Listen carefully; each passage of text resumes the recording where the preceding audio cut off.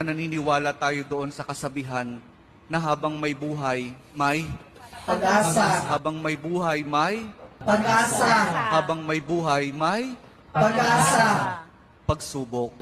Dahil tayo katiwala ng Diyos, binibigyan din niya tayo ng iba't ibang klase ng pagsubok. Kaya po doon sa pagsubok na yon, saka pa lang natin mauunawaan na talagang ang ating buhay ay mayroong, habang may buhay mayroong, Pagsubok. habang may buhay may Pagsubok. pagbangon. Huwag niyong hayaan na kapag meron kayong pinagdaraan ng pagsubok, ay hindi kayo babangon. Kailangan meron tayong pagsumikap na pagtsatsagaan natin yung ating mga pagsubok na pinagdaraanan.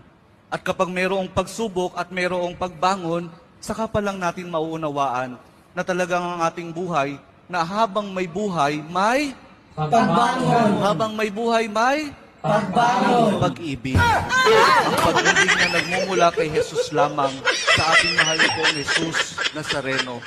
Dahil doon, kapag naunawaan natin itong mga bagay na ito, na habang may buhay, may pagsubok, may pagbangon at may pag-ibig na nagmumula lamang kay Jesus, saka pa lang natin mauunawaan at matatanggap na talagang habang may buhay, may Pagsubok.